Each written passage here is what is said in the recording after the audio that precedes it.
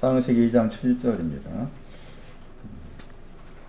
여호와 하나님이 그 땅으로부터 먼지로 사람을 지으셨습니다.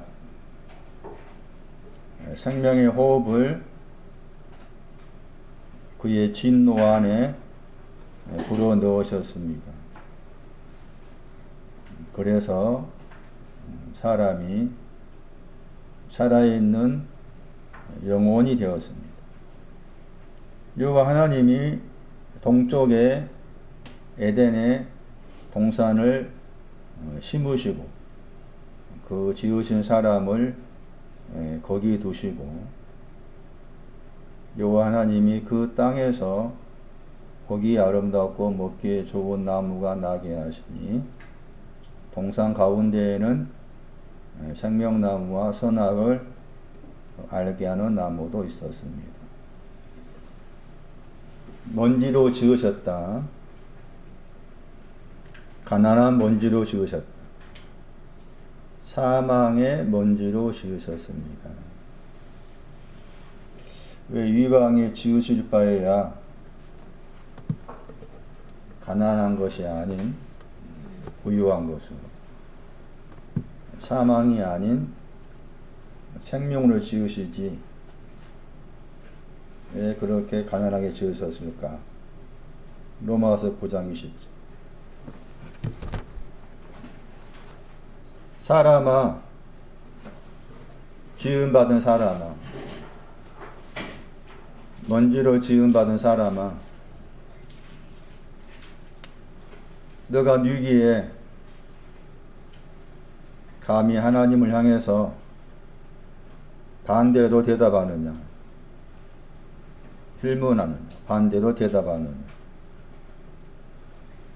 지음을 받은 물건이 먼지로 지어진 자가 지은 자에게, 먼지로 지은 자에게 어찌 나를 이같이 만들었느냐? 그렇게 반대로 대답하느냐? 지음을 받은 물건은 먼지로 지어진 자를 말하고, 그 지었다 단어가 지은 자가 이제 히브리어 야차르를 헬라어로 옮겼을 때 저 단어입니다. 지음을 받았다가 명사고, 지었다가 동사예요. 물건 번역하면 안 되는 거죠. 명사는 딱 한 번 나오고 동사는 두 번 나와요. 딤전 2장 13절에서 또 나오죠. 참고하시기 바라고. 로마서 9장 20절은 창세기 2장 7절과 연관된 성경 구절이다. 로마서 9장 21절. 천이란 말은 종기가 없단 말이죠. 먼지로 지어진 자는 천한 그릇입니다. 천한 그릇에서 종기가 없는 그릇에서 정기한 그릇으로 바꿔지는 거죠. 정기한 그릇으로 바꿔주기 위해서 종기가 없는 그릇으로 만들어진 거예요. 9장 22절. 진노의 그릇. 진노. 창세기 2장 7절. 코. 진노. 왜 이런 말씀이 나오게 된 배경이 로마서 9장 20절 이하에서 나오게 된 배경도 창세기 2장 7절 이하로 생각할 수 있는 거예요. 그 다음에 우리가 2장 7절 보시면은 지으신 다음에 곧바로 진노 안에 생명의 호흡을 불어 넣으셨다. 그렇게 생각이 쉬운데 그렇지 않습니다. 그러니까 진노 안에, 코 안에 생명의 호흡을 불어 넣으신 것은 지으신 다음에 한참 후죠. 그래서 거기 이제 8절에 지으신 사람을 에덴에 두셨다는 거죠. 에덴 동산에. 8절. 왜 지으신 사람을, 이 지은 사람이 2장 7절에 생명의 호흡을 불어넣기 전을 말하잖아요. 생명의 호흡을 불어넣기 전이에요. 왜 그 전에 그러니까 2장 7절 전반부에 지으셨다. 먼지로 지으셨다. 가난한 먼지로 지으셨다. 근데 그 가난한 먼지로 지은 아담을 그래 그 말이지. 에덴 동산을 주셨다. 창설했단 말, 심었단 말. 여호와 하나님께서 동방의 에덴 안에 동산을 심으셨고 거기에다가 하는 거기가 동산인 거죠. 동산인 거기에다가 지어진 사람을 두신 거예요. 그럼 왜 그 동산에다가 두셨을까? 라고 했을 때 동산 안으로 들어가라. 정신 바짝 안 차리면 또 잊어버립니다. 헷갈립니다. 왜 두셨다고요? 동산 안으로 들어가라. 신약에서 동산 안으로 들어간 사람이 딱 세 사람 나옵니다. 그러니까 아무나 못 들어가. 누가 23장 43절 오른편 강도, 고린도후서 12장 4절 바울, 계시록 2장 7절 이기는 자. 그 사람이 동산 안에 들어가. 그러니까 동산 안에 들어갔다는 그 둘 오른편 강도나 바울이나 이기는 자나 다 지음받은 사람인 거지. 이미 먼지로 지음받은 사람인데 동산 앞에 두었는데 동산 안으로 들어간 거야. 그 지어진 목적이 거기에 있어요. 동산 안으로 들어가라고 동산 안에다가 두신 거예요. 동산이 영어로 가든이자 가든. 가든이 뭐라? 가든이 어디 있어요? 정구원사. 가든 안 가봤나? 가봤지? 뭐 먹으러 가잖아. 예? 순천에 가면 무슨 뭐 국가정원. 그 정원이 가든이지. 동산이란 말을 그렇게 무겁게 생각하면 안 된다. 그 말, 제 말은. 동산 그러니까 저기 뭐 고고학자 이라크의 어느 지역. 그렇게 생각하면 안 돼. 나중에 동산에 대해서 자세히 설명하겠지만. 그래서 동산에 두신 목적이 동산 안으로 들어가라고 그렇게 이제 동산 앞에다가 두신 거예요. 근데 이제 따지면은 못 들어간 거지. 못 들어가고 동산 안에 있는 선악과를 따먹은 거잖아요. 따먹지 말라고 했는데. 그래 못 들어간 거하고 관계해서 그게 하나님의 진노와 관계된 거예요. 그래서 거기 이제 아까 2장 7절에 코가 진노라고 했잖아요. 그 진노가 나오게 된 배경이 동산에다가 두었어. 동산 안으로 들어가라 하고 두셨는데 들어가지 못한 거다. 그래서 그 진노가 이미 앞에 있었는데 그 진노가 이제 시편 2편 12절에서 아들과 입맞추는 거잖아. 아들과 입맞추는데 입맞추지 않았기 때문에 진노라고 했잖아요. 그런데도 하나님께 거기에다 생명의 호흡을 불어넣었어. 왜 불어넣으셨을까? 다시 입맞추라고. 그러니까 저기 뭐 복음상가에 코에다 불어넣었다. 코를 이렇게 생각하면 안 되는 거예요. 예? 이 코가 아니야. 대부분 다 그렇게 생각하잖아요. 예? 이 코가 아니라고. 저 단어가 귀한 단어입니다. 아프. 사전 찾아보시면 다 나오는데 동사가 진노하다야. 그러니까 진노로 번역을 해야 되는데 예. 번역한 사람이 진노 안에다가 생명호흡을 불어넣었다. 이게 좀 말이 안 되겠잖아. 예? 그러니까 아이고 코로 번역하자 해서 코로 번역한 거지.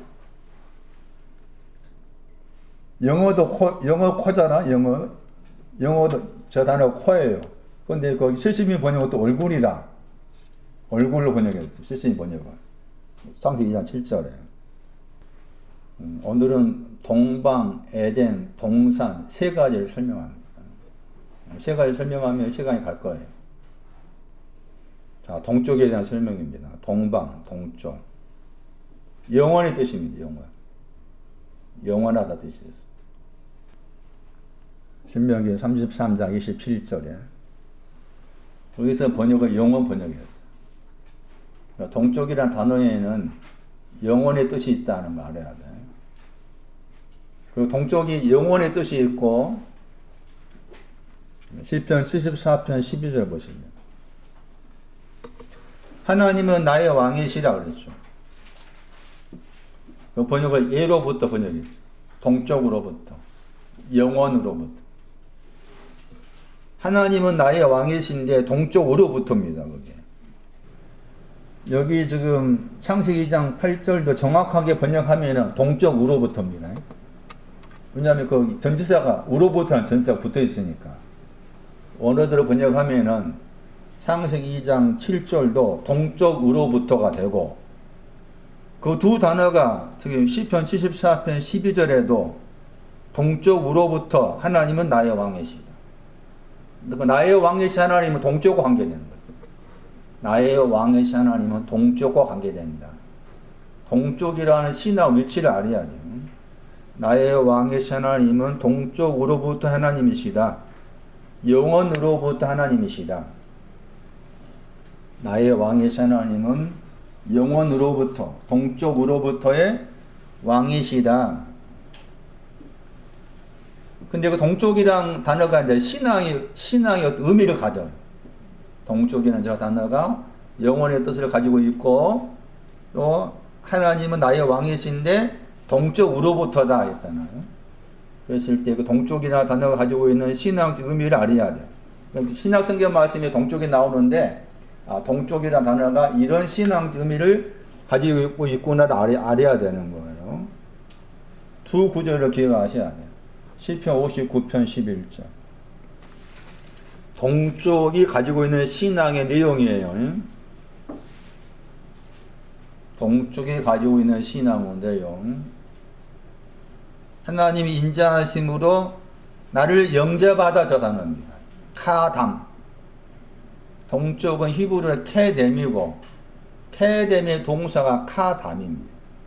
영접하다 번역했죠. 약간 다르게 번역하면 선행하다. 앞서간다 그 말이죠. 선행하다. 도움을 돕기 위해서, 도움을 주기 위해서 만나다 그 뜻도 있습니다. 선행하다 저 번역은 동쪽의 뜻이 도움을 주기 위해서, 도움을 위해서 만나다, 기대하다 그런 뜻도 있고, 여기에서는 번역을 영접하다 번역했죠. 영접하다 번역된 저 단어가 영어 단어인데, 영어 단어를 다르게 번역하면은 죄의 위험으로부터 미리 보호하다. 죄의 위험으로부터 미리 보호하다. 인자하심으로 영접하다. 번역들을 한다면 동쪽은 하나님의 인자하심으로 영접한 것을 말해요. 영접하다. 그 영접하시는데 또 앞서간다 뜻도 들어있는 거 거기에. 인자하심으로 영접하신다. 그리고 인자라고 했을 때 인자 내용이 참 많습니다. 그런데 여러분들 이해를 돕기 위해서 미가서 7장을 보세요. 인자하심으로 영접한다고 했을 때 인자하심의 내용을 미가서가 있는데, 미가서 7장으로 보시면은 미가서 7장 18, 여기 인자라는 단어가 누가 10장에서 강도 만난 이웃과 관계에서 나온 그 자비입니다. 자비. 헬라어로 옮기면. 그 여기 이제 미가서 7장 18절 보시면은 인애가 인자입니다. 그는 인자를 기뻐하신다고 했죠. 기뻐하셨기 때문에 그랬죠. 인자를 기뻐하셨기 때문에 인자하시면 영접한다고 했을 때 내용은 노를 품지 않는 거예요. 여기 노가 이제 창세기 2장 거기 7절에 코로 번역된 그 단어잖아. 아들한테 입맞추지 않아서 진노하시는데 그 진노하심을 항상 품다가 또 하다 크잖아. 강하게 하지 않다. 그게 인자하심이에요. 줄여 말하면은 분명히 아들을 입맞추지 않았기 때문에 진노하셔야 되는데 인자하심이 개입돼 가지고 진노하지 않는다는 거예요. 그게 동쪽의 신앙이에요. 동쪽의 신앙. 우리는 아들한테 입맞추지 못합니다. 우리 신앙. 그러니까 진노를 당연히 받아야 됩니다. 받아야 돼요. 당연히 멸망이 우리는. 수없이. 근데 거기 하나님 인자가 개입되셔가지고 진노하심을 막으신다는 거죠. 그게 동쪽 관계에 더 중요한 신앙이에요. 79편 8절. 방금 읽었던 시편 59편은 인자로 영접한다겠죠. 근데 여기서는 79편은 긍휼입니다. 긍휼하심으로 영접하다. 왜 긍휼하심 영접해 주셔야 되느냐? 영접해 주시오라고 기도한 거예요, 따지면. 긍휼하심으로 우리를 영접해 주세요. 왜? 심히 우리가 천하게 되었습니다. 가난하게 되었습니다. 가난한 먼지입니다. 가난한 먼지기 때문에 긍휼하심으로 영접해 주세요. 그것도 속히 해 주세요. 긍휼하심. 미가서 7장 19. 그가 다시라면 돌아오셔가지고 방향을 바꾸어서 여호와께서 방향을 바꾸셔서 우리를 긍휼히 여기셨습니다. 그리고 긍휼히 여기신 내용, 죄악을 발로 밟으셨습니다. 죄를 바다 깊은 곳에 던졌습니다. 두 가지. 그게 긍휼입니다. 긍휼로 영접하다. 죄악을 발로 밟으시고 죄를 바다 깊은 곳에 던졌습니다. 긍휼로 영접합니다. 그게 동쪽입니다. 동쪽. 다시 반복해야 됩니다. 수없이. 동쪽이라는 그 단어는 영혼의 뜻도 들어있고 왕이신 하나님이 동쪽에 우로부터 계신다. 동쪽 우로부터. 동쪽이 가지고 있는 신앙의 내용은 인자하심으로 영접하는 것. 긍휼하심으로 영접하는 것. 인자로 영접하신 것은 입맞추지 않기 때문에 진노를 받아야 되는데 그 진노를 막으시는 것. 긍휼로 영접하시는 것은 죄악을 발로 밟으시고 죄를 바다 깊은 곳에 던지시는 것. 이런 내용이 동쪽의 신앙, 동쪽의 신앙. 마태 2장 1절. 누가 동쪽에서 옵니까? 동쪽으로부터 박사들이 이르렀다겠죠. 예루살렘 안. 우리가 흔히 알고 있는 동방 박사가 동쪽에서 온 사람이에요. 동쪽이에요. 그러니까 사실 마태 2장은 성탄절과 관계해서 설교를 그렇게 성탄절에서만 하면 안 되지. 수없이 해야 돼. 수없이. 성탄절은 12월 25일만 성탄절 되면 안 돼. 근데 완전히 이게 잘못된 고정관념을 잡혀버려. 12월 25일만 성탄절. 제가 다음 주에 말하겠지만, 어떤 교파에서는, 어떤 교파가 아니지, 어떤 무리에서는 12월 25일 성탄절이 아니니까 지키지 말자. 안 지켜.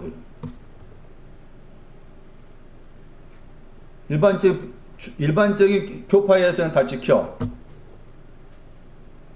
여기 정교회에서 기독교 안에 개신교도 있고 천주교도 있고 정교회가 있는데 그 정교회에도 동방 정교회가 있고 무슨 러시아 정교회가 있고 복잡해.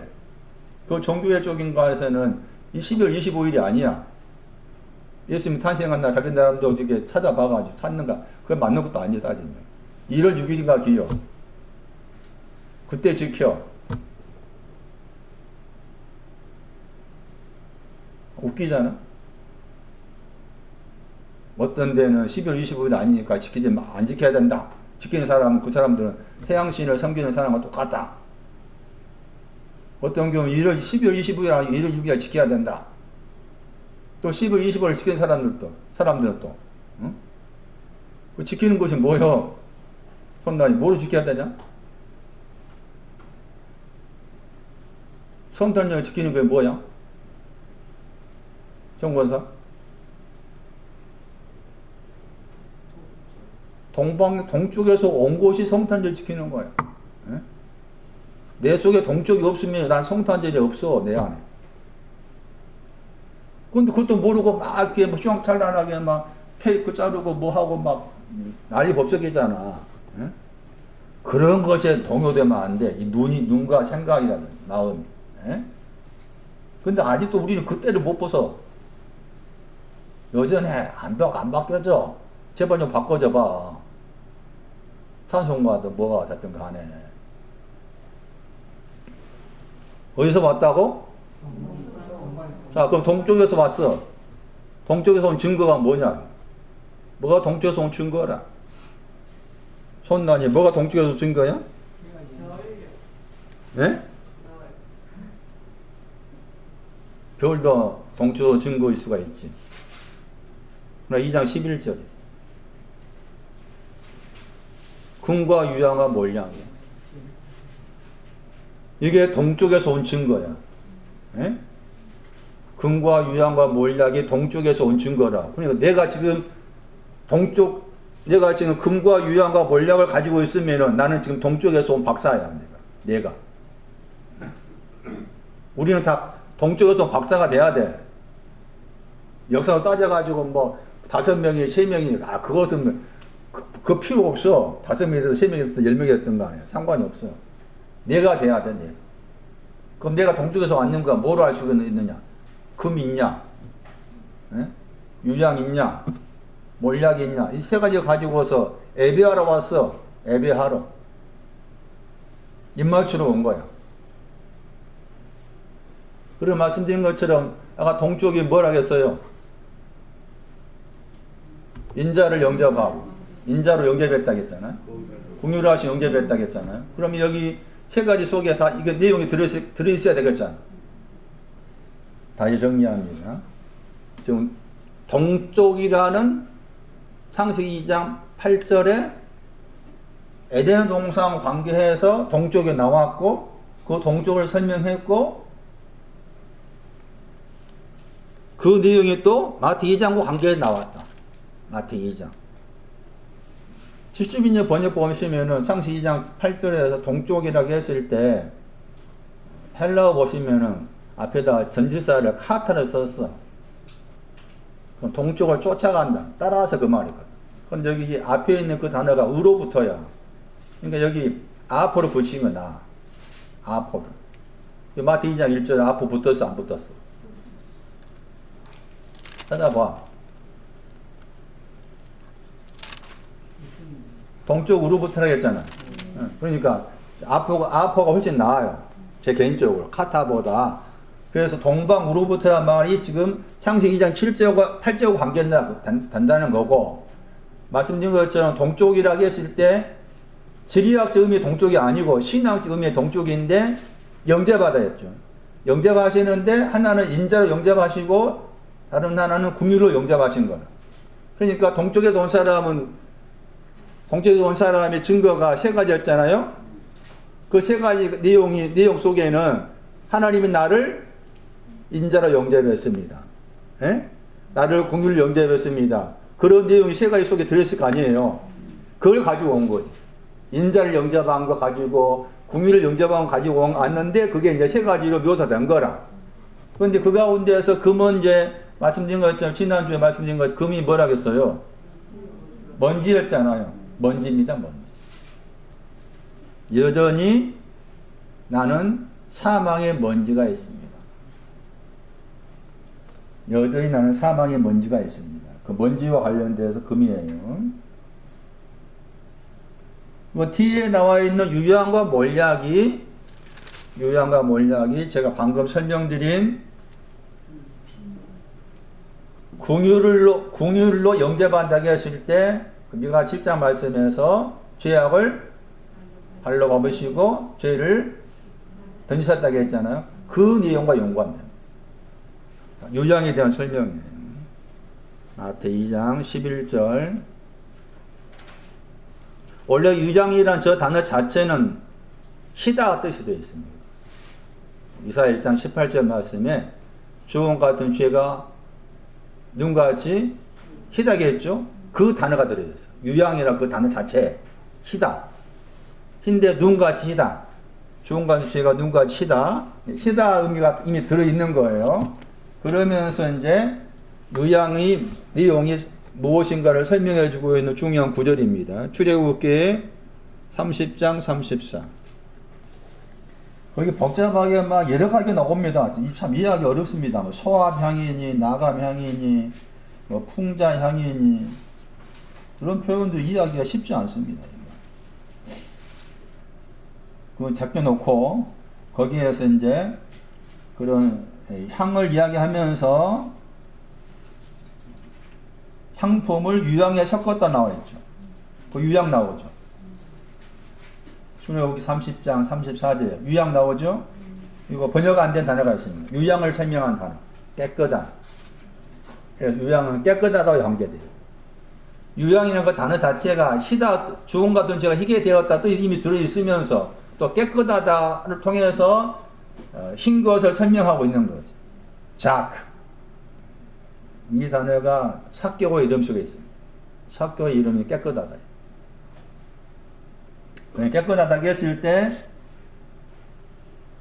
깨끗하다 의미 속에는 무언가 지금 문제가 있는 걸 깨끗게 했다 그 말이 되는 거예요. 그래서 여기서 33장 9절입니다. 여기서 33장 9절 말씀이 깨끗한 내용이 들어있는 구절입니다. 그래서 여기 33장 9절 말씀이 지금 동쪽에서 온 박사들이 가지고 온 유향의 내용입니다. 여기 33장 9절. 깨끗하다. 나는 깨끗하다 하면서 이제 거기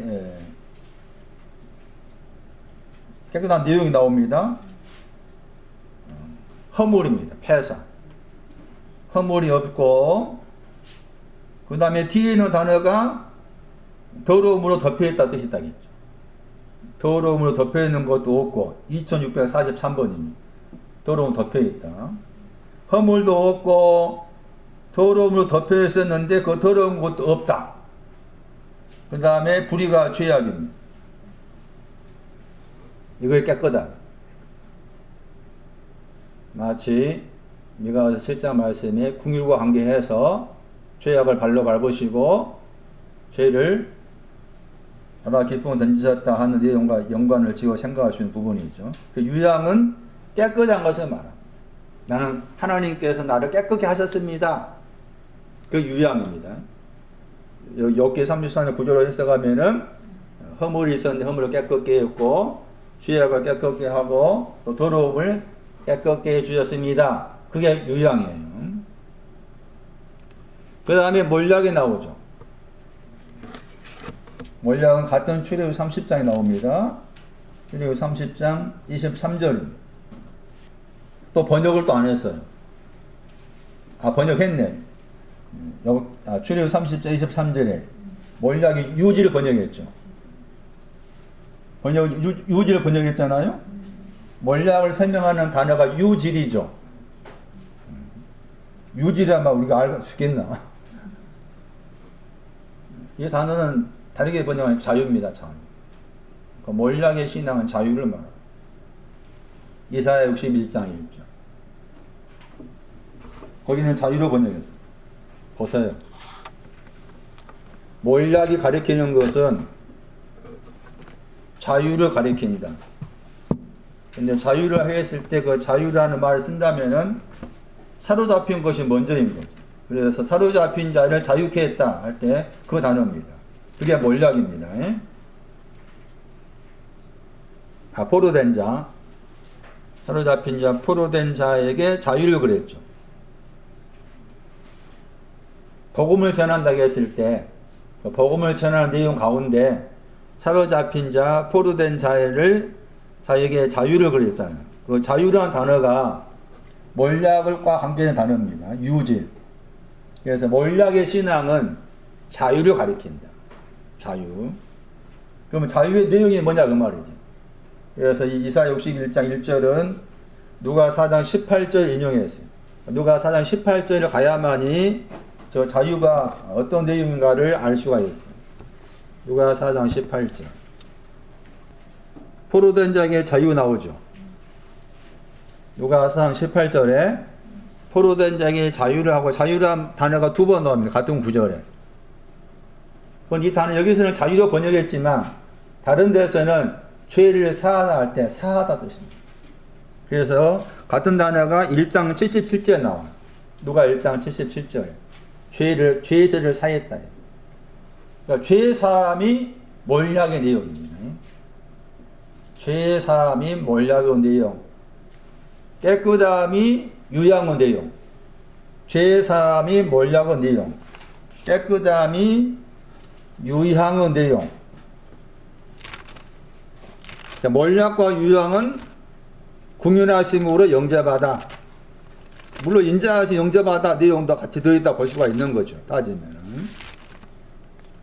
그런데 왜 동쪽에서 왔는데 몰약과 유향은 말씀드린 것처럼 그런 의미가 있죠. 딱 했잖아요. 몰약은 죄를 사한다 하는 의미가 들어있었고, 유향은 허물하고 죄악을 또 더러운 걸 깨끗게 했다. 그게 유향의 의미였는데, 그런데 불구하고 또 먼지는 금을 가지고 온 거죠. 그게 동쪽의 신앙의 한계입니다. 그래서 동쪽에서 서쪽으로 가야 되는 거예요. 서쪽에 나온 이유가 그겁니다. 그런데 이 몰약과 유향에 대해서는 아가서 말씀에 여러 번 말했습니다. 아가서 3장 6절, 아가서 4장 6절에서 산과 작은 산으로 말합니다. 산과 작은 산으로. 그거 찾아보셔야 돼요. 왜 그런 표현을 했는가? 그래서 몰약이 어떤 의미를 가지고 있고 유향이 어떤 의미를 가지고 있는지를 확인할 필요가 있는 거예요. 아가서 3장 6절에 거기 몰약과 유향 나오죠. 거친 들이 광야입니다. 광야에서 올라온 여자가 누구냐라고 했을 때 광야에서 올라오기 위해서는 그 내용 가운데 몰약과 유향도 있는 거죠. 광야에서 올라오려면 몰약과 유향도 있는 거예요. 그 몰약과 유향을 다시 아가서 4장 6절에서는 산과 작은 산으로 묘사했죠. 아가서 4장 6절 보시면 몰약을 산으로 말했죠. 그리고 유향을 작은 산으로 말했죠. 몰약을 산으로 말하고 유향을 작은 산으로 말한 거예요. 몰약과 유향이 뭔지 알아야만이 저 내용도 알 수가 있는 거예요. 다시 반복해서 말씀드린 몰약은 죄를 사하다. 유향은 깨끗게 하다. 허물을 깨끗게 하고 죄악을 깨끗게 하고 더러움을 깨끗게 했다. 그것이 유향의 의미였습니다. 그것이 동쪽에서 온 증거. 동쪽에서 온 증거. 그런데 거기에 아직 또 정리가 안 된 금도 가지고 온 거죠. 먼지라는 금을 가지고 왔어. 사망이란 먼지, 두려움이란 먼지가 금인데 이 금을 가지고 온 거지. 마태 8장 11절 많은 사람이 동쪽으로부터 그리고 서쪽으로부터 왔습니다. 동쪽과 서쪽으로부터 온 사람들은 아브라함과 이삭과 야곱과 함께 천국의 안에 앉습니다. 마태 8장 11절에 그 말은 아브라함도 이삭도 야곱도 동쪽과 서쪽에서 왔습니다. 그런 말이죠. 말씀드린 것처럼 동쪽은 인자하심으로 영접하다, 궁휼하심 영접하다겠죠. 그런데 여기 말씀에 또 서쪽에 나오죠.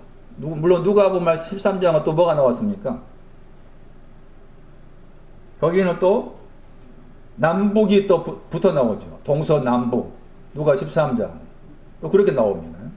마태는 그냥 남쪽, 북쪽 빼버리고 동쪽, 서쪽만 이야기했는데 누가복음 13장은 동서남북 그렇게 표현합니다. 물론 계시록 말씀에 또 동서남북이라는 표현도 나와요. 동쪽과 관계해서 서쪽도 알아야 돼요. 서쪽은 창세기 15장 12절의 서쪽입니다. 창세기 15장 12절 말씀이 서쪽의 신앙의 내용이에요. 서쪽이라는 표현 단어 자체가 해가 지다입니다. 해가 지는 것이 서쪽인데 해가 지는 신앙을 설명해서 거기에 깊이 잠들었다. 해가 졌다는 신앙적 의미입니다. 그다음 거기 말씀에서 사망을 상징하는 두려움이 나옵니다. 흑암과 두려움이 나와요. 흑암과 두려움, 깊이 잠든 것 다 서쪽입니다. 그래서 동쪽에서 서쪽 가야 되고 그 서쪽에서 나와야 되죠. 여기 마태 8장 11절 서쪽에서 나온 거예요.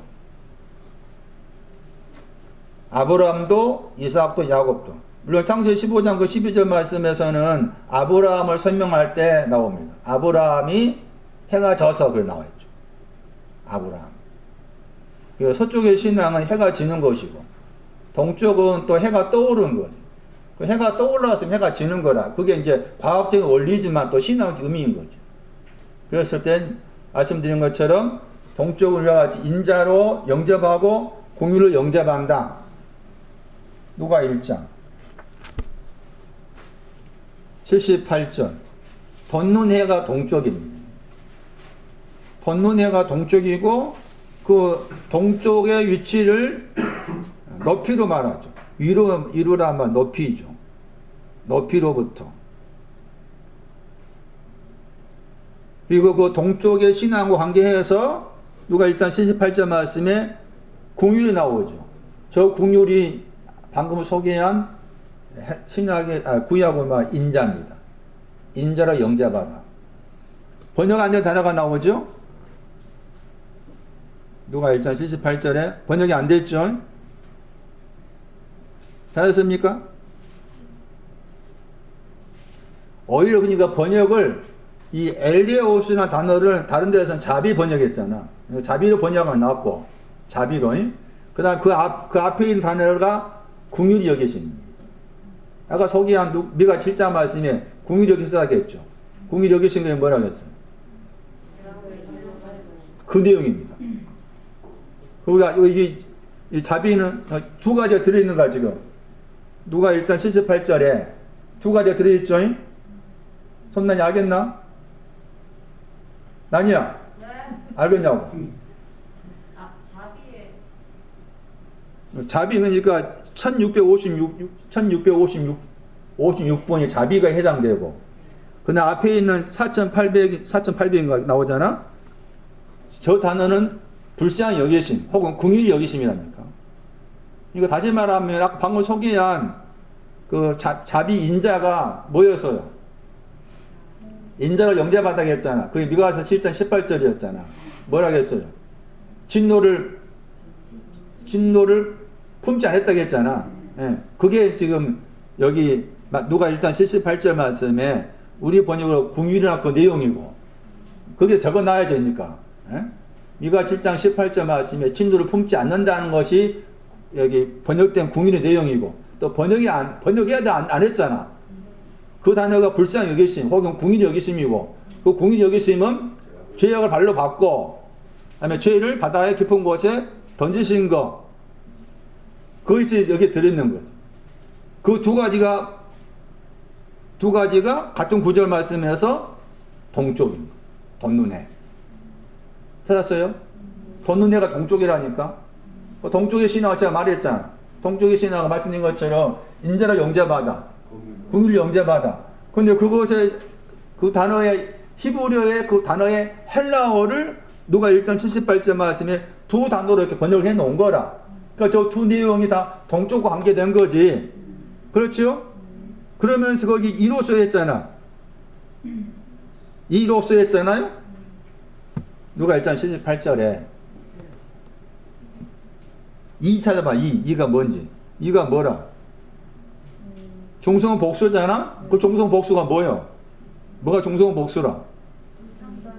그렇지. 불쌍히 여기심이지. 불쌍히 여기심 안에서 그 말이야. 도서가 불쌍히 여기심 안에서 자 불쌍히 여기심 안에서 궁휼히 여기심 안에서 미가서 7장 19절 말씀 안에서 그 말이죠. 그 안에서 사망의 그늘과 어둠 안에 있는 사람 비쳤다 했죠.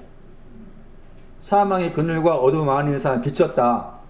뭐를 비춘 거예요? 불쌍히 여기심, 궁휼히 여기심 안에서 비춘 거지. 에? 죄악을 발로 받고, 에? 죄를 깊은 바 던지고, 그게 이제 사망의 그늘 어둠과 관계된 표현인 거지. 거기에 비쳤어요. 그런 다음에 다음 주에 설명할 평강 관계에서 발을 평강 안으로 인도했죠. 그러니까 이 발이 평강으로 인도가 받으려면 먼저 사망의 그늘과 사망의 죽음의 그늘과 어둠의 동쪽이 궁유되어 있음이 비춰지는 거예요. 비춰진 다음에 한 거예요. 이 말씀의 표현이. 그러니까 이게 지금 어렵게 표현한 거야. 이게. 말씀이 어려워, 복잡하고. 간단하게 말하지 이렇게 어렵게 말하는 거 모르겠어요. 그런 설명할 때 지금 동쪽 관계에서 이 구조도 중요하다. 인친다 할 때 동쪽입니다. 계시록 7장.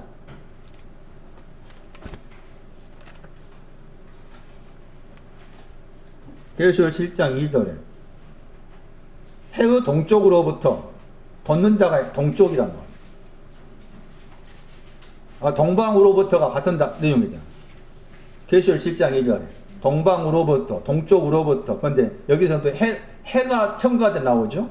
해의 동쪽으로부터 그랬죠. 천사가 와가지고 하는 일이 뭔가 하면은 하나님이 인을 가지고 그랬죠.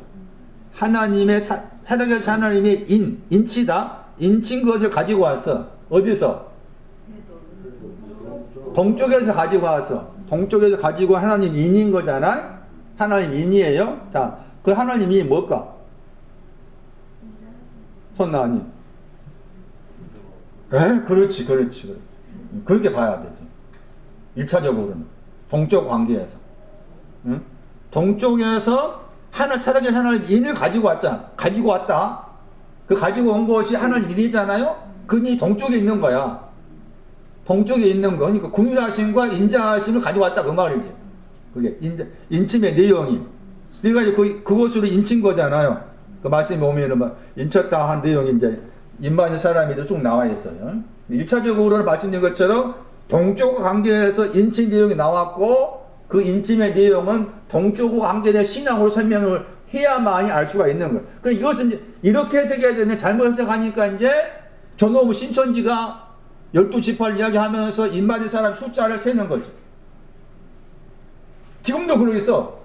그런데 숫자가 넘어갔지야. 그렇게 많아. 돌아버리겠어요, 제가. 이번에도 며칠 전인가, 몇 달 전인가, 한 달 전인가, 10만 명인가, 그렇게 수료했다고 또 모여가지고 또 했잖아. 무슨 체육관 빌려가지고, 응? 수료식을 거행하고. 와. 어떻게 성경을, 할 말이 없어요. 동쪽에서 온 인의 의미를 모르면은 잘못 풀 수 있는 여지가 많아. 숫자가 아니거든. 여기 보면 14만 4천이든 저기 1만 2천 수가 나오잖아요. 저 수는 신앙적 의미를 설명하는 단어지 하나 둘 셋 넷이 아니야. 그걸 대부분 다 그렇게 생각해. 하나 둘 셋 넷 생각해. 14만 4천 하나 둘 셋 넷.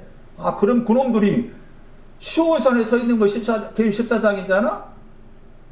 계시 14장 시온산에 서 있어. 시온산 올라가야지. 그 사람도 그 시온산 어딘지 알아? 청계산이라고 해. 손 아니야. 안 돌겠냐? 안 돌겠냐? 돌겠냐? 청계산이 시온산 생각하고 거기에 13, 거기에 살아야지, 거기서. 응? 전에 전도관인가 어디, 거기는 또 영무산이라. 통일과 거기는 영무산이라. 야. 그러면 또 흰 옷 입고 모이고. 동쪽이 무엇을 말하는지 의미를 모릅니다. 또 동쪽이 방금 설명했잖아. 그러면 또 어떤 부류들은 동쪽이 어디라고 해석하는지 알아요? 대한민국이 동쪽이 돼. 동방예의주기 대한민국이 돼. 성경에 말하는 동쪽이 대한민국이야. 성경에 말하는 동쪽이 대한민국이 돼. 그러면서 이 동쪽에서 주님이 오신다. 그렇게 또 그렇게 해석하는 사람도 있어요. 동방예의주의 동쪽이라면서. 별별 사람이 많아요, 별별 사람이. 전 열받으니까 이야기하지 마. 별별 사람이 많아. 정리하면 왜 동쪽의 단어를 나와 있는 구조에 몇몇 구조 살피는 거예요. 여러분 집에 가셔가지고 동쪽의 단어가 헬라어로 아나톨레가 나오면 다 지금 제가 설명하는 인자로 영자마다 궁유리 영자마다 그 관점에서 바라봐야 그 관점이에요. 그것이 동쪽이잖아. 그게 동방이라 동방. 그 다음에 에덴 보세요.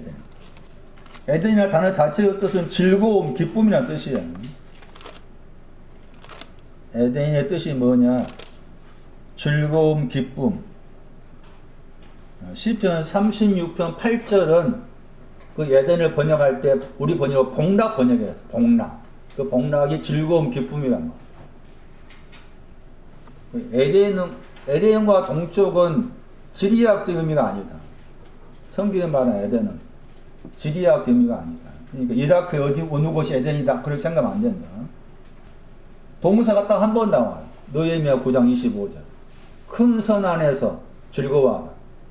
그게 동쪽입니다. 에덴입니다. 큰 선 안에서 즐거워하다. 느헤미야 9장 25절 말씀에 에덴이라는 단어의 동사.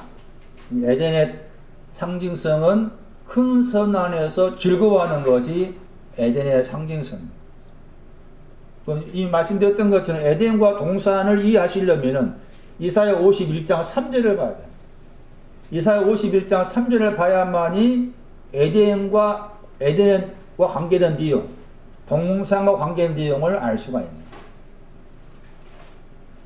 에덴에 그런 의미가 있고 잠시 후에 설명드리고 하고 에덴이라는 단어 뜻을 말씀드린 것처럼 즐거움, 기쁨, 동사로는 큰 선 안에서 즐거워하다 하는 것이 에덴이라는 단어의 뜻이고 동사는 보호하다. 동산의 뜻은 보호하다입니다. 그리고 여기 70인 번역에서는 동산을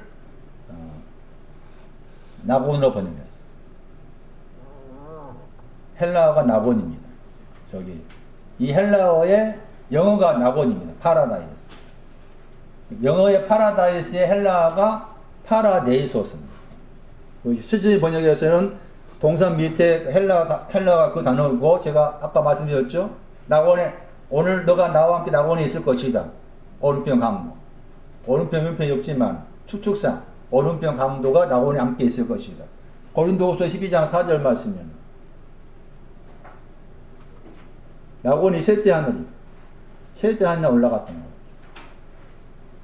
근데 그 낙원의 단어의 뜻이 히브리어로 보호하다. 다시 동쪽은 영자바다. 인자와 궁 영자바다. 에덴은 즐거움, 기쁨. 동사로는 큰 선 안에서 즐거워하다. 동산의 뜻은 보호하다. 그렇게 이해를 하셔야 돼요. 그런 이해가 없이 그냥 읽으면은 다 이게 나와 상관이 없는 에덴 동산이야. 이거 저기 오래전에 그 잘못 생각해가 6,000년 전에 하나님이 최초로 만든 아담이 살았던 곳 그냥 벌거벗은 곳 그림도 벌거벗은 그림이 나오잖아. 그런 의미가 전혀 아니야. 이사야 51장 3절. 계절이라는 단어가 왜냐하면 단어입니다. 그러니까 왜냐하면이나 그 단어가 붙어있는 것은 이제 51장 1절 2절과 연관을 지었다고 볼 수가 있는 거예요. 시온을 이루하다. 거기에. 시온을 이루하시는데 그 시온이 어떤 시온인가 하면 황폐한 거죠. 시온이 황폐하다가 시온입니다. 시온을 이루하시는데 황폐한 모든 것이 황폐됐다고 말이에요. 모든 것이 황폐된 시온을 이루하다. 그리고 그 황폐한 것을 또 나누었어요. 황폐한 걸 또 나눈 것이 광야하고 사막. 광야, 사막 이게 다 황폐한 것에 포함되어 있습니다. 그러면 거기에서 광야가 뭐 같습니까? 광야가 에덴 같습니다. 그 다음에 사막이 여호와의 동산 같습니다. 이 구절 중요합니다. 그러니까 창세기 2장 거기 8절 말씀에 에덴 동산의 의미를 정확하게 이해하려면은 이사야 51장 3절을 살펴야 된다. 그러니까 즐거움의 신앙으로 가려면은 어디를 통해서 그 말이죠. 광야를 통해서입니다. 즐거움의 신앙이 있는데 그 즐거움의 신앙을 가려면 광야를 통해서 가야 되고 보호를 받는 신앙을 가지려면 사막을 통해서 가야 돼요. 그러면 지으신 그 사람을 동산에 두었다 했잖아요. 동산에 두었다 했을 때 동산에 둔 것은 보호하기 위해서 두신 거죠. 그 말은 내가 너를 보호한다는 알아라 그 말이지. 그 보호하심을 알려면은 사막을 알아요. 사막. 그러니까 사막을 통해서 동산에 들어가는 거예요. 사막을 통해서. 사막을 통하지 않고 동산 가면 그 동산은 잘못된 동산인 것이지. 그래서 여기에서 에덴과 관계에서 광야가 나오고 동산 관계에서 사막이 나오는데 둘 다 사막과 광야가 황폐한 것에 포함되어 있다. 그리고 그 배경은 위로하기 위해서죠. 그러니까 광야 같은 황폐한 것을 위로했죠. 그 위로의 내용이 뭐가 되는 겁니까? 에덴 같은 거. 그러니까 에덴 갔다가 위로받는 거지. 이해됐습니까? 위로한다가 앞에 주 단어잖아. 주 동사요. 그러니까 에덴도 위로받는 내용이고 동산도 위로받는 내용인 것이죠. 그런데 무엇을 향해서? 시온을 중요한. 시온을 위로하되 하면서 시온 안에 있는 모든 황폐한 것을 위로한다. 시온 안에 있는 모든 황폐한 것에는 광야도 있고 사막도 있는데 그것을 광야를 위로해서 사막을 위로해서 에덴 같게 하고 동산 같게 한다. 이런 뜻이에요. 위로와 관계에서 시온이 나옵니다. 시온이 뭐냐는 거죠.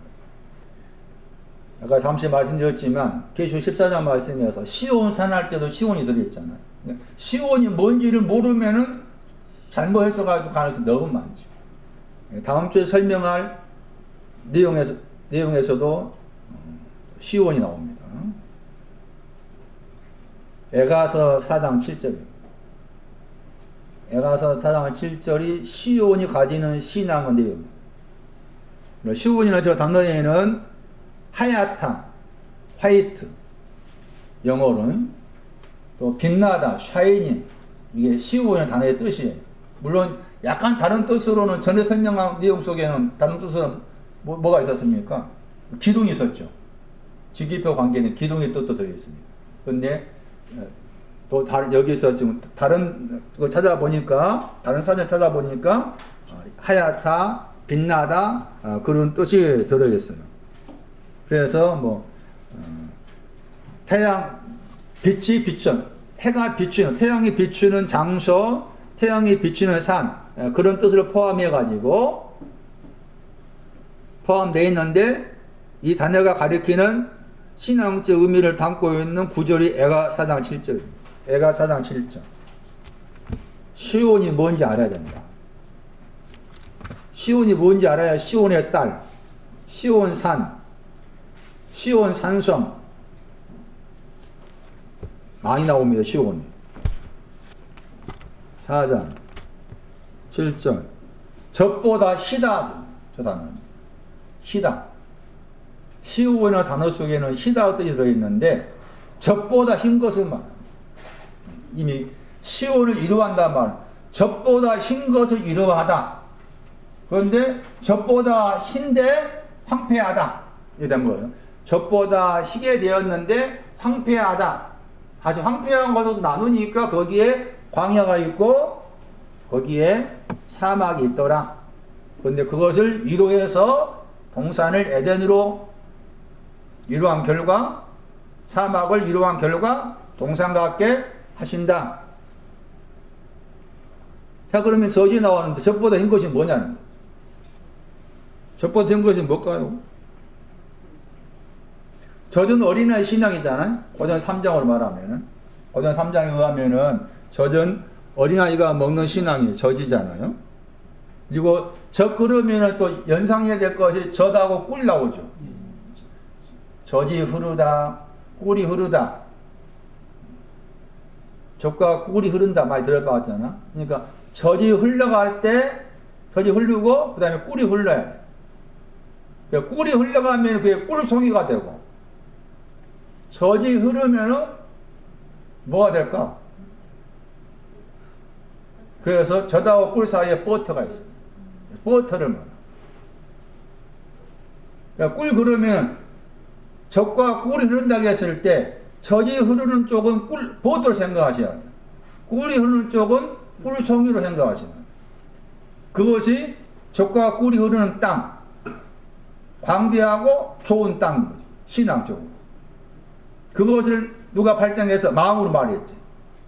착하고 선한 마음으로. 그 버터가 하는 일이 뭐냐는 거죠. 이사야 7장을 보세요. 먼저 이사야 7장 22절 보세요. 지금 시온을 설명하고 있습니다. 시온은 희다의 뜻이 들어있다. 시온을 이루하다. 젖보다 희게 된 시온을 이루하다. 꿀을 가지고 있는 시온을 이루하다. 버터죠. 버터를 가지고 있는데 황폐하다. 그래서 버터를 가지고 있는데 황폐하고 있는데 그 황폐한 것을 이루하다. 이사야 7장 22절 보시면은 네다가 만들랍니다. 젖이 만드는 것이 많답니다. 젖이 만드는 것이 많은 것으로부터 버터를 먹는다겠죠. 이 구절은 저 다음에 신앙이 버터라는 것이고, 그 다음에 버터는 다시 이사야 7장 15절. 악을 버릴 때 먹는 것입니다. 악을 버리는 것과 버터가 연관됩니다. 악을 버리다가 버터 관계되고, 선을 택하는 것이 꿀과 관계돼요. 그래서 꿀은 선과 연관돼요. 앞에 7장 14절 말씀이 임마누엘입니다. 임마누엘 이름의 의미가 하나님께서 함께 하신다고 했을 때, 하나님 함께 하신다 의미가 뭔가 하면은 악을 버리고 선을 택하는 것입니다. 버터와 꿀이 임마누엘 신앙과 연관되어 있어요. 버터와 꿀이 하나님 함께 하신다고 했을 때 그 구체적 내용이 버터와 꿀이에요. 버터와 꿀. 버터와 꿀로서 함께 하신다. 그런 의미로 설명을 해도 틀리지 않는 거예요. 그 다음에 이 구절이 버터가 무슨 역할을 하는지를 말씀해 주고 있는 중요한 구절인데, 엽기서 29장 6절이에요. 버터가 내 발자취를 씻는다고 했죠. 엽기서 29장 6절 말씀. 버터가 내 발자취를 씻긴다. 시온이라는 그 단어 속에는 젖보다 희다 하는 버터가 들어있다. 시온의 신앙은 발자취를 씻는 신앙을 가진 사람이다. 그런데 불구하고 황폐하더라. 그러니까 씻는다고 했을 때 씻는 것은 더러움을 씻는 거죠. 씻는다고 했을 때 씻는 것은 더러움을 씻는 거예요. 이사야 4장 4절, 잠언 30장 12절. 그러니까 발자취는 더러움과 연관된 거지. 원래 이 발자취의 단어는 걷는다 뜻이에요. 나의 모든 걸음은 다 더럽습니다. 나의 모든 신앙의 걸음 다 더러운 거예요. 그런데 버터는 이 나의 걷는 모든 더러움을 다 씻는 일을 합니다. 더러움을 씻는다 하는 것이 버터고, 이게 시온이라는 단어 속에 들어있어요. 자, 그 다음에 헬라어로 시온은 약간 또 다릅니다. 헬라어에서 시온은 교회를 상징합니다. 교회를 상징하는데 어떤 교회인가 하면은 가로 열었어요.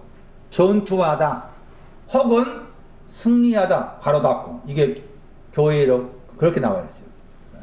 헬라어 사전에 신약 성경 말씀에서 시온은 교회를 상징한다. 교회를 상징하는데 가로 열면서 전투하다 혹은 승리하다 가로 닫고 이렇게 나와 있어요. 사전에. 종종 말씀드리지만 우리가 사전을 잘 활용해야 됩니다. 예를 들면 우리 보통 영어 편지를 읽는다, 영어 소설을 읽는다 했을 때 내 실력이 월등하다면은 사전 없이도 읽고 해석할 수 있겠지만, 그렇지 않는 이상은 옆에 사전을 두고 찾아서 해야 되잖아요. 그런 것처럼 어쩔 수 없이 이거 원어니까 사전이 필요한 거예요. 사전을 참고해서 봐야 돼. 나름대로 정확한 해석을 나오려면은. 그래서 말씀드린 것처럼 시온이라는 그 헬라어 사전에는, 우리가 가지고 있는 헬라어 사전에는 교회를 상징한다 해가지고 괄호 열고 전투하는 혹은 승리하는 가로 닫고 교회. 그 시온은 교회를 가리키는. 먼저 싸워야 돼. 싸우는 교회. 싸우는 목적이 승리죠. 그래서 앞에는 싸우다가 나오고 뒤에는 승리한다가 나와요. 이게 교회예요. 시온.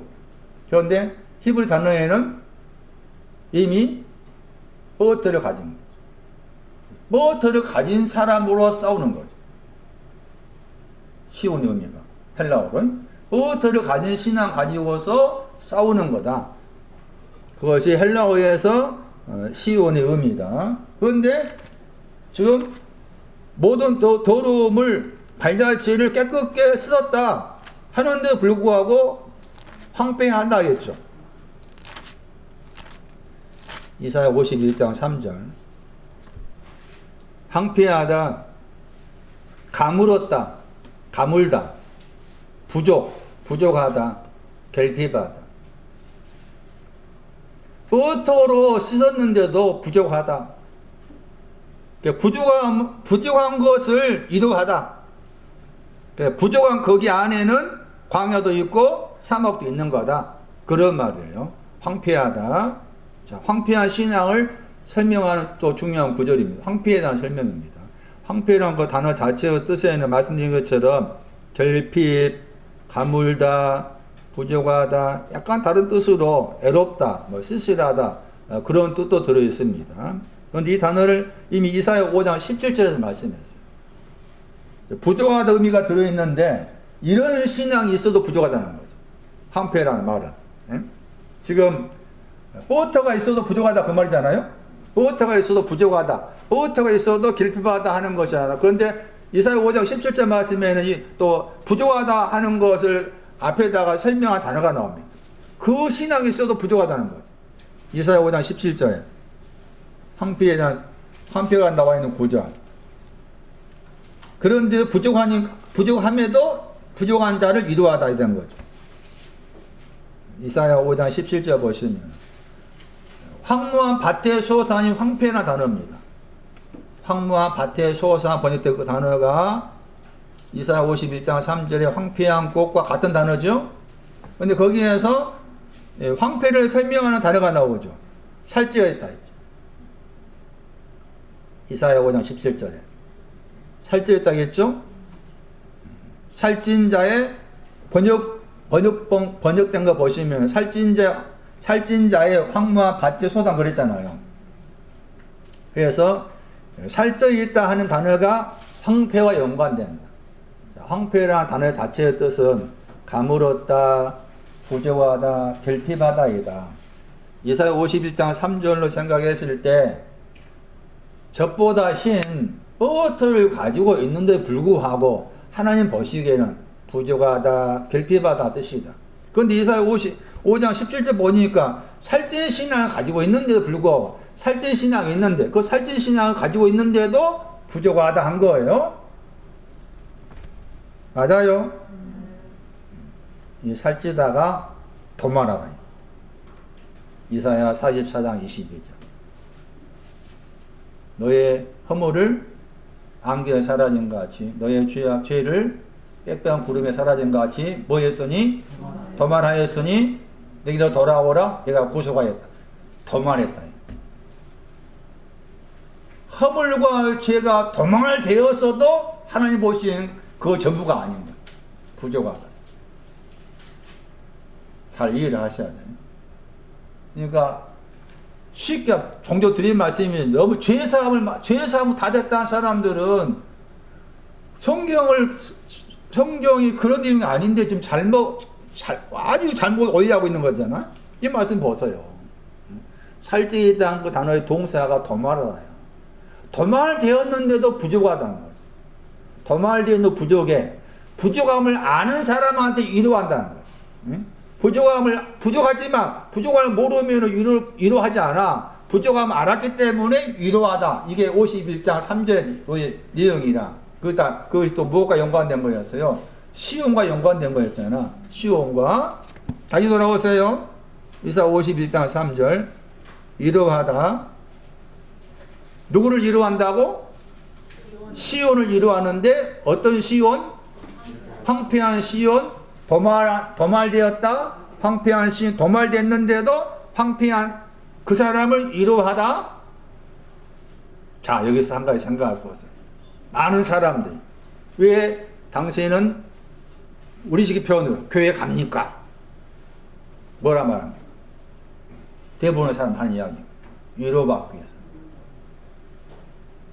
대부분의 사람들이 위로받기 위해서 교회 간다 생각하죠. 그러니까 성경은 누구를 위로합니까? 시온을 가진 사람으로서 황폐를 안 사람을 위로. 그러니까 위로받기 위해서 교회 간다 그 말 틀린 말이에요. 성경은 아무나 위로하지 않아. 아무나. 응? 내가 시온이 돼야 되고 내가 황폐를 알아야만이 이런 나를 위로하시고 위로한 결과가 에덴 되게 하고 동산 갖게 하는 거죠. 그 위로한 결과죠. 자, 그럼 황폐한 그 안에 두 가지 나눴다고 했죠. 광야가 있고 사막이 있다고 했죠. 광야는 목장으로 인도하다입니다. 단어 자체의 뜻이. 목초지, 목장 그런 뜻이 들어있어요. 광야라는 단어가. 그래서 목장으로 인도하다. 그러니까 목초지 의미가 강해. 광야 그러니까 그냥 사막으로 생각이 쉽잖아요. 푸른 복이 안 나온 사막을 생각이 쉬운 그 말이 아니에요. 목초지 의미가 있어요. 목초지, 목장. 목장으로 인도하다. 목초지로 인도하다. 그런 뜻도 광야라는 단어 속에 들어있고, 사막은 어떤 뜻이 들어있는가 하면은 해가 져서 어둡다입니다. 사막은 해가 져서 어둡다. 그리고 저 사막이라는 단어가 신약 성경 말씀에 아라비아입니다. 갈라디아 1장 말씀에서 바울이 어디 갔었습니까? 아라비아 갔다. 왜 바울이 아라비아 갔는지 생각하시냐. 동산의 신앙을 얻기 위해서. 그 다음에 하갈한테도 아라비아 이야기 하잖아요. 갈라디아 4장에서. 갈라디아에서만 아라비아 단어가 아마 2번 나옵니다. 신약 성경 제가 살펴봤을 때. 갈라디아 4장에서는 하갈을 설명할 때 아라비아 이야기합니다. 하갈의 신앙 위치가 아라비아, 사막이 위치. 아직 동산의 신앙이 없는 거. 동산 앞에 있는 게 사막이고 에덴 앞에 있는 게 광야라. 이 단어 뜻부터 아셔야 돼. 광야 그러니까 푸른 복이 없는 사막을 그렇게 생각하지 말아라. 목초지로 인도하다, 목장으로 인도한다. 약간 목초지 의미가 들어있는 그런 의미를 생각하셔야 되고, 사막은 해가 져서 어둡다 해가지고 이사야 24장 11절이 사막이나 단어의 동사입니다.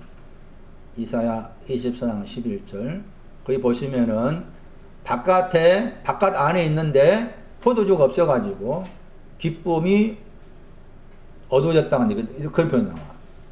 거기 단어입니다. 어두워졌다. 사막 우리가 알고 있는 근원에 있는 사막이 아니란 거지. 찾아보실래요? 사막 이사야 24장 11절 암흑했다 나와요. 모든 즐거움이 암흑해졌습니다. 땅의 기쁨이 소멸되었습니다. 포도주가 없는 것 때문에. 포도주가 없어서. 여기에서 포도주가 없다 하는 이 포도주는 시편 104편 15절. 시편 104편 15절에 포도주가 없어서 암흑해졌습니다. 다시 돌아오세요. 이제 광야와 사막이 나와 있는 다른 구절을 참고해야만이 광야와 관계된 신앙의 내용이 무엇이며 사막과 관계된 신앙의 내용이 무엇인지를 살펴볼 수가 있는데, 이사야 35장 6절이 있습니다. 이사야 35장 6절 보시죠.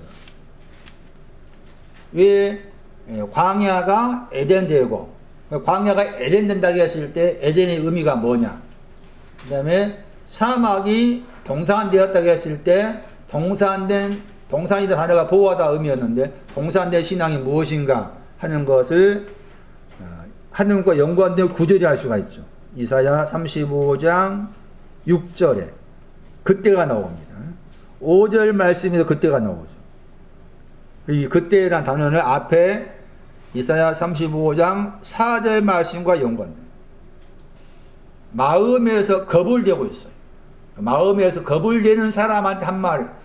마음에서 겁을 내는 사람에게 하신 말씀에 여기 5절과 6절에 나온 거예요. 마음에서 겁을 내다. 이사야 35장 4절이에요. 너희들을 말하라 한 거죠. 너희들 말하겠지. 너희가 누군가 하면은 앞에 3절에 하다 그 강하다가 왔고 굳게 하다 담대함이 온 신앙. 명령이 말했죠. 강하여라. 담대하여라. 아직 오지 않았는데 오도록 명령하신 거예요. 그런데 이제 그런 명령을 받은 사람이 4절 말씀에서 겁을 내는 사람한테 말을 한 겁니다. 마음에 겁을 내는 사람한테. 그건 여기서 겁내다 번역했지만 다른 데서는 민첩하다, 빠르다, 쉽게 흘러가다, 그런 뜻을 가진 단어예요. 그러면서 그 사람한테 뭐라고 그럽니까? 굳세게 하라고 그랬죠. 그러니까 아직 하다크 신앙이 오지 않은 사람이죠. 하다크 담대한 강한 신앙이 오지 않는 사람이 겁내는 자죠. 그리고 두려워 말라겠죠. 두려워 말라는 것은 이제 앞에 3절과 관계 생각한다면은 아마추어 신앙에 대해서 두려워하지 말아라.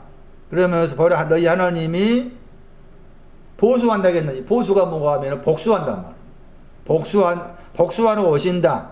그 말은 뭔가 하면은 왜 강하고 담대한 신을 가져야 되는데 그것이 마음에서입니다. 그런데 겁내는 사람은 강하고 담대한 신앙에 대해서 이게 마음에서 그 신앙을 이렇게 원해야 되는데 아직 그게 겁을 내 가지고 원하고 있지 않아. 원하고 있지 않는 이유가 뭔가 하면은 보복하는 내용이 있는 거예요. 보복. 보수한다가 보복한다는 의미라고 했잖아요. 복수한다. 복수하는 것 속에 들었기 때문에 강하고 담대함이 안 생기는. 그래 그걸 아시고서 네 속에 있는 그 복수의 대상을 내가 대신해서 복수하러 온다 이 말이 되는 거예요. 그 복수한다가 뭔가 하면은 진노야. 진노와 분노. 진노와 분노에 대해서 복수하러 온다. 미가서 5장 14절 복수한다고 했을 때 복수의 대상이 진노와 분노입니다. 그 다음에는 보복은 뭐가 하면 보상해 준단 말이에요. 다르니까 앞에는 복수하러 온다 했고 뒤에는 보상해 주러 온다. 오다 말이 2번 나옵니다. 그 9절에 나와요. 앞에 오는 것은 복수하러 오시고 또 보답해 주게 오시고 다른 나라에 오신 것은 구원하러 오시고 그거 된 거죠? 그러니까 보세요. 구원한 신앙이 얻으려면 뭐가 정리돼야 한다 그 말입니까? 복수도 정리돼야 되고 보상도 정리돼야만이 구원이 온다는 이 말이잖아. 그러니까 구원이라는 말을 너무 쉽게 죄산 받아 구원한다. 성경은 그렇게 말하고 있지 않다는 거지. 이 구절을 보더라도 반드시 복수가 있어야 되고 또 보상이 있은 다음에 구원하러 오시는 거예요. 그러니까 구원이란 말이 앞에 복수한다는 말 나오고 보상이란 말 하신 거예요. 그러시면서 5절 말씀에 그때가 나오죠. 그 말은 온다는 거죠. 오시는 그때입니다. 복수해 주기 위해서 오시고 보상해 주기 위해서 오신다. 그때고 6절 말씀에 또 그때죠. 복수해 주시고 보상해 주시고 혹은 또 더 나가서 구원해 주시기 위해서 오신다 그 말이죠. 거기에서 이제 6절 말하는 그때가 그런 내용이에요. 오신다. 복수하시고 보상하시기 위해서 구원하기 위해서 오신다 해가지고 저는 자가 나오죠. 벙어리가 나오죠. 그러면서 거기에 그 벙어리하고 저는 자를 풀어 설명합니다. 왜냐하면이 나오죠. 찾았어요? 이는이라는 단어가 왜냐하면 끼라는 단어는 다 왜냐하면 번역해야 돼. 왜냐하면 영어로 번역하면 다 비코즈야. 비코즈. 왜냐하면 번역하기 제일 나아. 왜냐하면 저 단어는 왜냐하면 아마 무슨 말입니까? 응? 앞에서 보세요. 전원제가 있는데 전원제가 사정가에 뛴다고 했잖아. 그 다음에 벙어리가 있는데 놀이한다고 했잖아요. 그러면서 왜냐하면 그랬죠. 그 말은 뭐겠어요? 뛰고 놀이하는 것에 다 풀어놓은 거잖아. 그렇죠? 그러니까 거기에서 이제 뭐가 나온가 하면 광야가 나오고 사막이 나오죠. 광야가 나오고 사막이 나오죠? 자, 그러면은 광야 안에 광야 안이란 말 나오고 사막 안이라겠어요. 자, 그럼 광야 안에 있고 사막 안에 있다고 했을 때 광야와 관계되는 사람이 누구고 사막과 관계되는 사람이 누군가 찾아봐야 돼. 자, 광야는 광야에 있는 사람은 어떤 사람이라? 저는 자가 광야에 있는 사람. 저는 자가 광야에 있는 사람이고. 이거 잘 아셔야 돼. 그래야만 이사 51절 3절에서 광야가 뭐가 같다? 에덴 같다. 사막이 뭐가 같다? 그랬을 때 에덴 같은 것이 뭔지 동산 같은 뭔지가 신앙 의미로 알아야 되니까 여기 이사야 35장 6절 중요하다니까. 광야가 뭐라고 썼나니? 저는 자가 광야 안에 있는 사람. 저는 자가 광야 안에 있는 사람이고 사막 안에 있는 사람 어떤 사람이겠어? 그렇지, 벙어리 혀입니다. 벙어리는 사막 안에 있는 사람. 그렇게 해석할 수 있는 근거가 뭐 때문에? 왜냐하면 저 단어 때문에. 그렇게 해석을 해야 되는 겁니다. 자, 그러면 이제 저는 자가 광야 안에 있고, 그 다음에 벙어리가 사막 안에 있다겠죠? 그런데 광야 안에 있는 사람이 저는 자인데, 물이 솟아났죠? 물이 솟아난 것이 사슴과 같이 뭐 하는 겁니까? 사슴과 같이 뛰게 하는 것이 물이 솟는 거예요. 사슴과 같이 뛰는 것이 물이 솟는 것이고, 그 다음에 사막은 벙어리 혀라고 했잖아요? 벙어리 혀가 노래한다고 했잖아.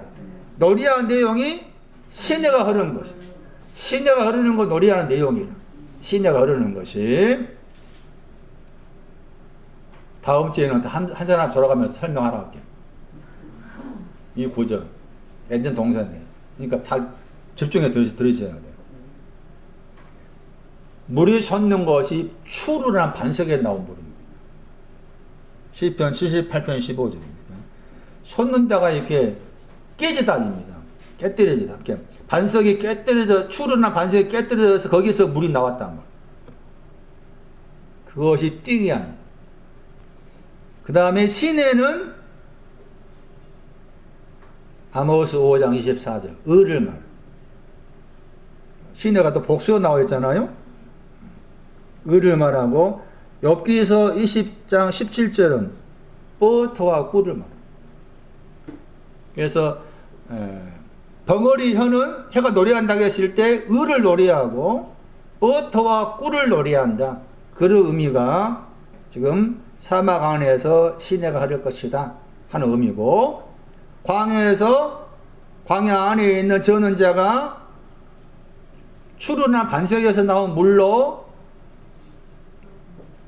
물이 오니까 그 물을 통해서 뭐 한다겠는가 하면은 뛴다겠죠. 사정과 뛴다겠죠.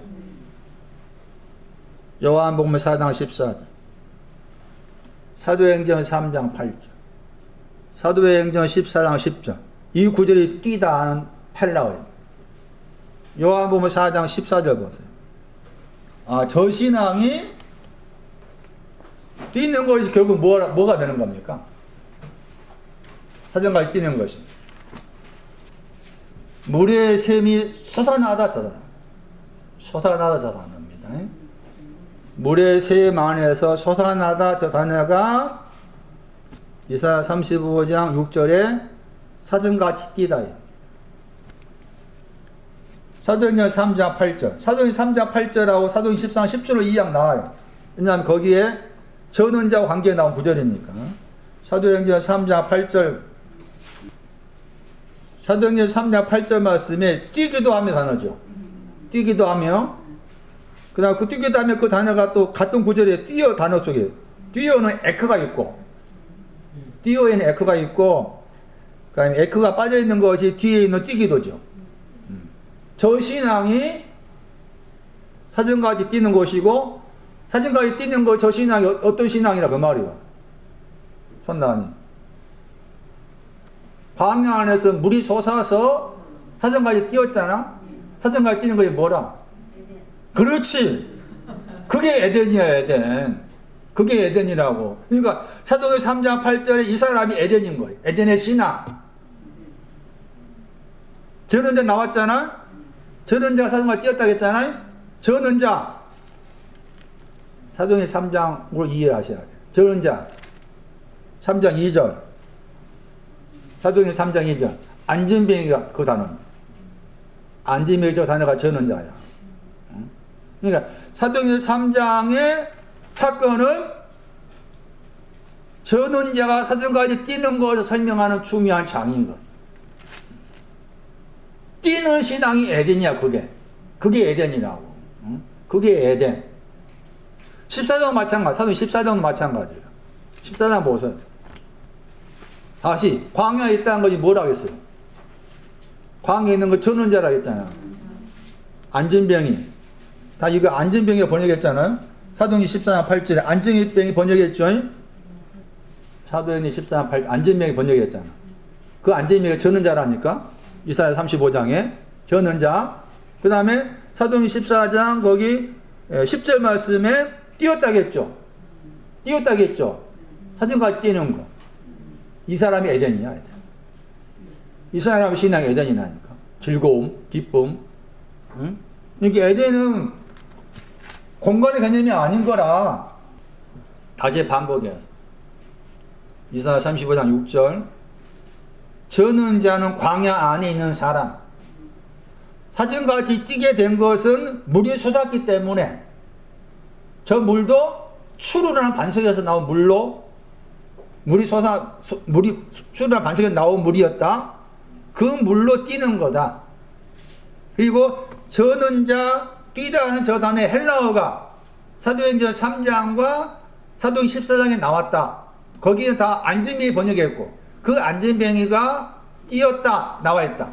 그 신앙이 에덴이다. 그게 에덴이라니까. 근데 광야는 벙어리가 광야. 응? 아 사막. 벙어리가 사막. 아 잘 지적하셨네. 벙어리가 나도 헷갈려. 벙어리가 사막이잖아. 벙어리가 사막. 벙어리 마가 7장 32절. 마가 7장 32절 말씀에서 거기 번역을 어눌하다 번역. 어눌하다 그 단어가 벙어리예요. 어눌하다가 벙어리예요. 사막은 벙어리와 관계되죠. 사막 안에 있느냐 벙어리와 관계돼. 근데 그 벙어리가 시내를 통해서 노래했죠. 이게 광야지. 아직 광야라고 했다. 헷갈렸다. 이게 동산. 노래한 걸 동산이 이해되시겠죠 이제?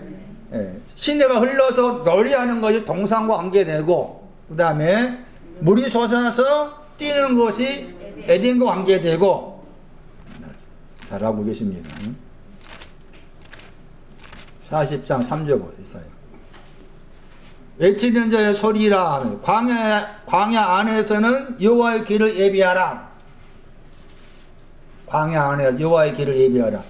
여호와의 길을 예비하는 것이 뭐가 되겠어요? 이사야 35장 6절과 연관을 생각하셔야 돼요. 광야에서 여호와의 길을 예비해라. 여호와의 길을 예비하는 것이 에덴 되는 거. 사슴같이 뛰는 거. 그 말이죠. 그 다음에 사막 안에는 대도가 있어. 여기서 약간 다르게 생각하셔야 돼요. 사막 안에 있는 대도. 이 대도가 7장 3절이라. 7장 3절. 세탁자의 밭. 세탁하다. 밭을 세탁했어. 세탁하다 밭을 빨았단 말이야. 밭을 빨았다. 죄악을 빨았단 말이야.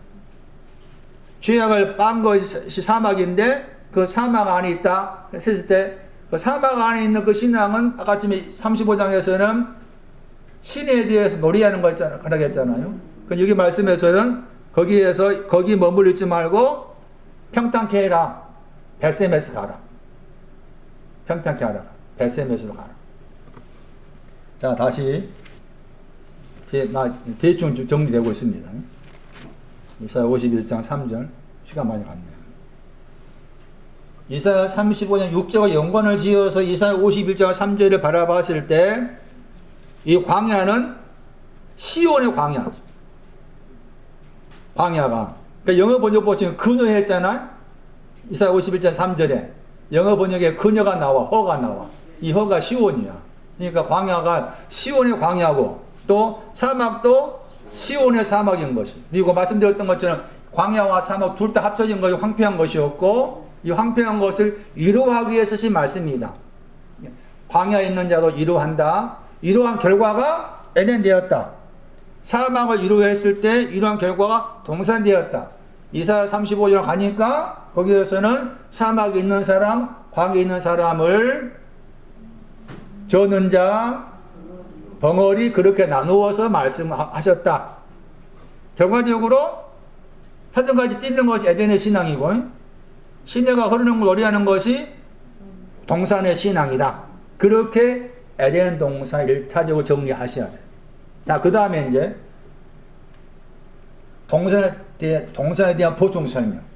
동산이나 단어의 자체 뜻이 무슨 뜻이 있었다고 하면은 보호하다 말이 있었죠. 동산의 단어가 보호하다.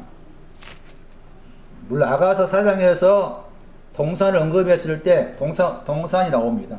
신부한테 한 번.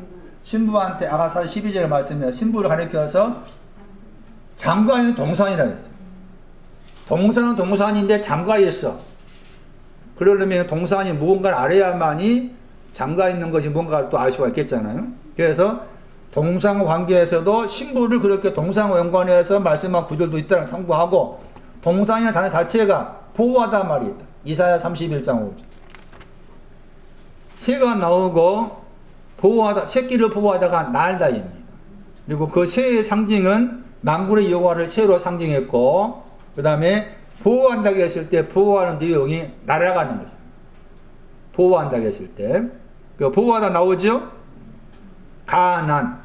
저 단어가 동산이라는 단어의 동사입니다. 그러니까 동산이라는 신앙은 보호하다 뜻을 가지고 있는 거예요. 보호하시는데 보호하신의 그 범위가 방향이 날기 위해서입니다. 날아가기 위해서 보호하신다. 그 날아가는 곳이 있을 거 아닙니까? 이사야 60장 8절.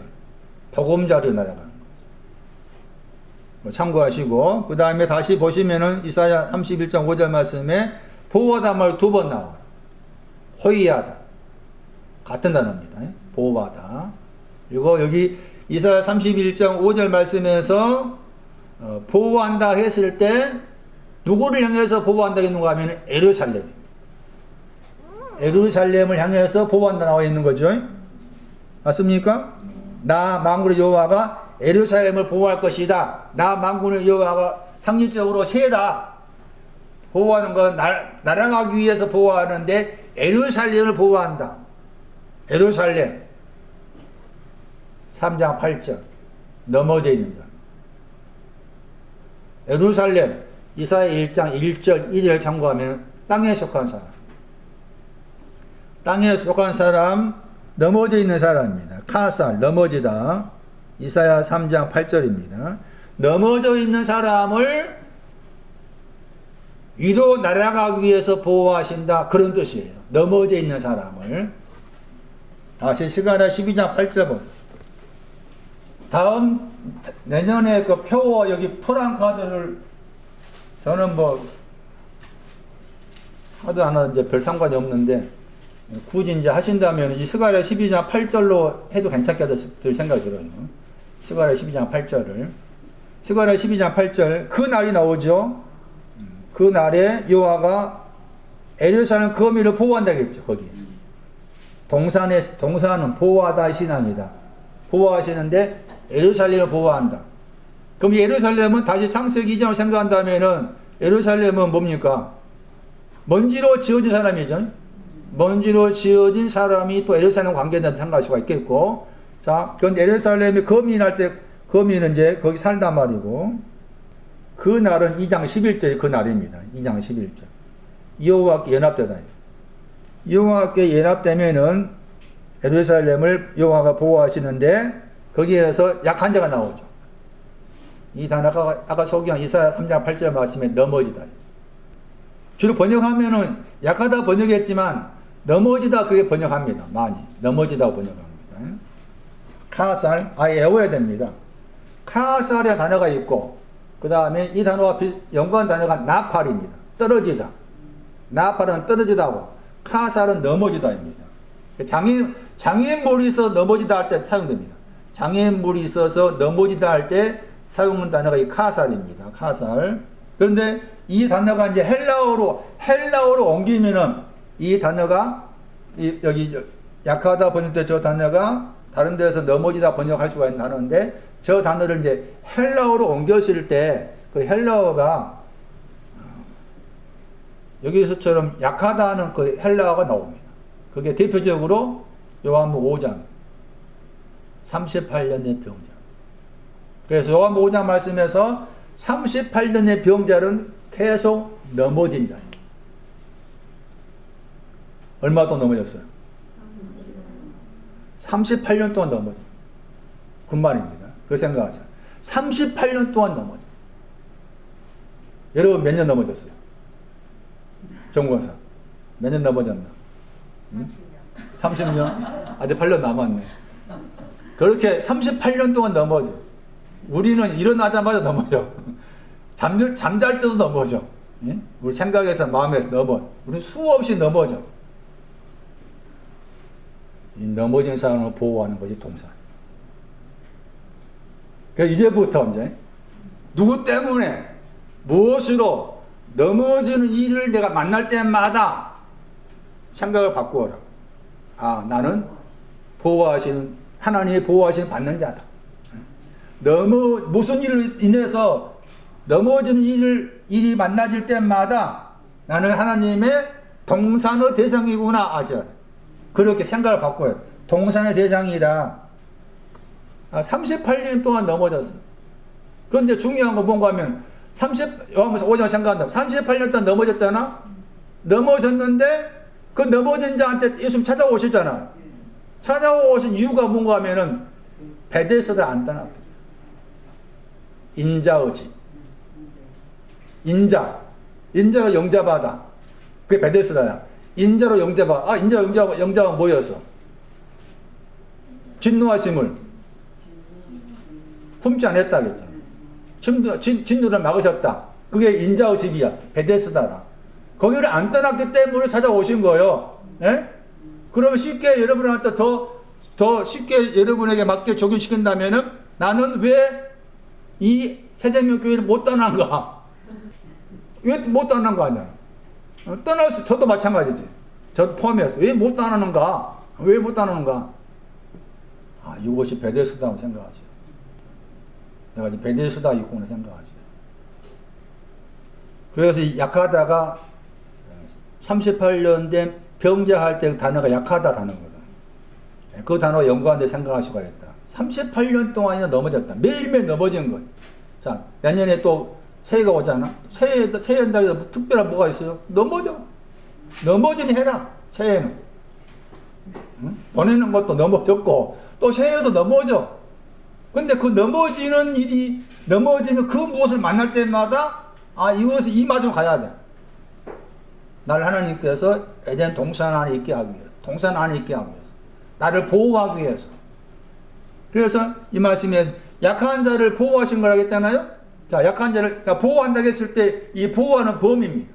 다만 동산의 범위다. 약한 자를 보호하신다고 했고 그 약한 자를 보호하시는데 그 약한 자를 뭐가 갖게 한다고 했어요? 약한 자를 뭐가 갖게 한다고? 다윗 갖게 하는 거. 약한 자를 다윗 갖게 하셔. 약하기 때문에 넘어지기 때문에 다윗 갖게 하셔. 그러니까 나를 다윗 갖게 하기 위해서 약한 일을 만나게 한다. 나를 다윗 갖게 하기 위해서 약한 일을 만나게 하시는구나. 그래서 넘어지는 일이 만날 때마다 나를 보호하셔가지고 보호하시는 다윗 갖게 하는 거잖아요. 보호하는 다윗 갖게 하시는데 보호 대상은 넘어진 자고 나를 다윗 갖게 하기 위해서 이 다윗 간다 말을 제가 다음 주에 설명합니다. 다음 주가 어쩔 수 없이 성탄절이잖아. 그러니까 좋은 전통을 지키는 거지. 그 주간에 1년에 한 번씩이라도 이렇게 우리가 알고 성당 관계에서 이제 설교 말씀 드릴 필요가 있으니까 누가 2장 다시 설명할 텐데 제가 다시 보면서 다윗 성을 제가 다시 봤어요. 베들레헴이 다윗 성이다. 왜 다윗 성 안에서 구유 안에 간보라 쌓여서 누워 있는지 굉장히 중요합니다. 다윗 같다는 말은 사무엘 5장 8절입니다. 그건 다음 주에 설명하기로 하고 일단 적어 놓으시고 그 다음에 다윗의 집은 뭐 같다 그랬어요? 하나님 같다. 다윗 같은 거 사무엘 5장 8절 내용이고, 다윗의 집은 뭐 같다? 하나님 같다. 그 다음에 여호와의 뭐 같다 그랬어요? 사자, 시편 103편 20절. 말씀을 듣고 만드는 것이 사자. 말씀을 듣고 만드는 신앙이 여호와의 사자나. 동산에다가 두신 것은, 야, 내가 넘어질 때마다 너를 보호해 줄게. 네가 사막 가운데 있을 때 내가 보호해 줄게. 그것을 알라고 거기에 두셨다. 동쪽 에덴 동산에 대해서 이사야 51장 3조가 연관을 지어서 설명을 드렸습니다. 다음 주에는 여러분 집에 가셔가지고 사무엘 5장을 읽어보세요. 사무엘 5장 1절부터 10절까지. 사무엘 5장 1절부터 10절까지 읽으셔야 돼요. 그래야만이 왜 다윗 성인 베들레헴에서 나셨는가를 살펴야 돼요. 사무엘 5장을 당해요.